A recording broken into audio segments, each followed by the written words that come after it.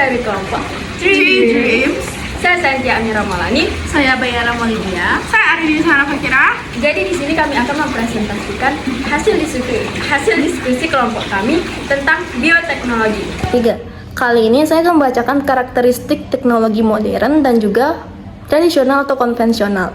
Yang dimana pertama yaitu teknologi modern. Secara umum, bioteknologi modern dapat diartikan sebagai bioteknologi yang memanfaatkan makhluk hidup atau mikroorganisme secara tidak langsung dan hanya bagian-bagian tertentu untuk menghasilkan produk dengan prinsip atau teknologi tertentu.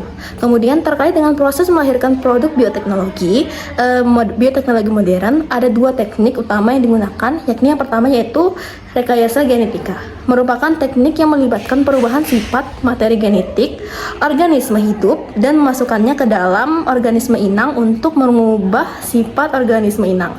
Yang kemudian yang kedua yaitu rekayasa biokimia, merupakan teknik yang melibatkan pemeliharaan kondisi steril dari mikroorganisme yang diinginkan dalam proses bioteknologi.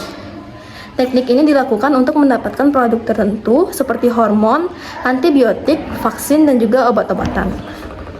Kemudian yang kedua yaitu ada bioteknologi konvensional atau tradisional, adalah bioteknologi yang memanfaatkan organisme secara langsung agar menghasilkan suatu produk atau barang dan jasa yang bermanfaat bagi manusia melalui proses fermentasi. Bioteknologi konvensional adalah bioteknologi yang memanfaatkan langsung mikroorganisme seperti bakteri atau jamur, kemudian enzim yang dihasilkan oleh mikroorganisme dan terlibat dalam fermentasi atau proses peragian untuk menciptakan produk atau jasa, juga termasuk dalam bioteknologi konvensional. Jadi di sini saya akan menjelaskan perbedaan bioteknologi tradisional dan bioteknologi modern. Yang pertama adalah bioteknologi tradisional, di mana bioteknologi ini menggunakan teknik konvensional seperti fermentasi, seleksi alami, dan pemuliaan tanaman atau hewan. Tidak memerlukan peralatan laboratorium canggih, seringkali hanya menggunakan alat sederhana. Jadi prosesnya itu berdasarkan pada proses alami yang sudah berlangsung sejak ribuan tahun. Misalnya proses pembuatan keju, yogurt, bir, dan roti melalui fermentasi mikroba, mengandalkan mikroorganisme yang ada di alam tanpa melakukan modifikasi genetik.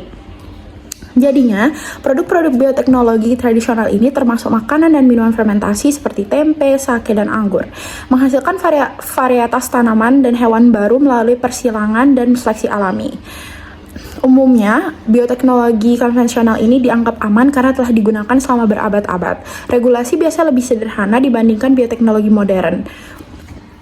Jadi yang kedua itu ada bioteknologi modern, di mana bioteknologi ini menggunakan teknik canggih seperti rekayasa genetika, CRISPR, cloning, dan kultur jaringan yang membutuhkan laboratorium dengan peralatan yang sangat spesifik dan mahal seperti PCR, spektrometer, dan Microsoft Electron, di mana melibatkan manipulasi langsung DNA untuk memasukkan atau menghapus gen tertentu dan memungkinkan perubahan yang lebih cepat dan spesifik. Termasuk dalam bidang ini adalah pengembangan organisme hasil rekayasa genetika, terapi gen, dan produksi protein rekombinan.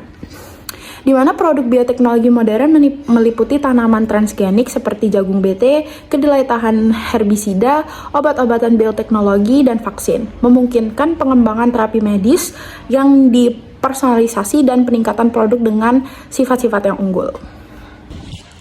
Selanjutnya saya akan membacakan jurnal yang saya dapatkan mengenai bioteknologi. Yang pertama, rekayasa genetik dan perkembangan bioteknologi di bidang peternakan.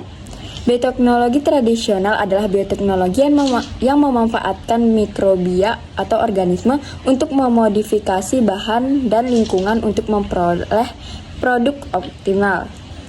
Misalnya pembuatan tempe, tape, roti, pengomposan sampah.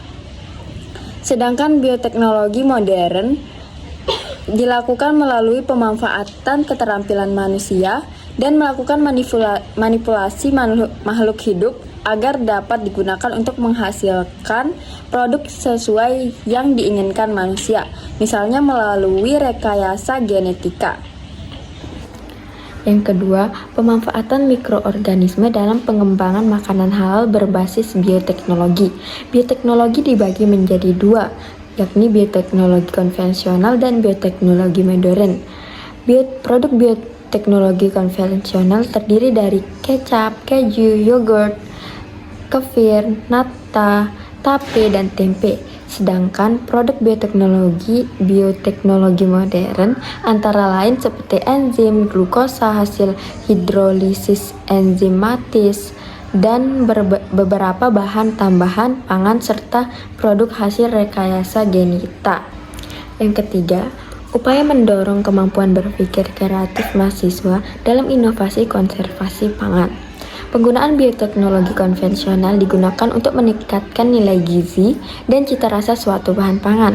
Sedangkan bioteknologi modern berperan sebagai salah satu cara untuk memproduksi suatu bahan pangan dalam jumlah yang besar, memperbaiki nilai gizinya menggunakan rekayasa genetika. Jadi yang terakhir adalah studi kasus. Jadi di sini kelompok kami memilih untuk mengkaji tentang tempe bioteknologi tradisional dengan cara fermentasi.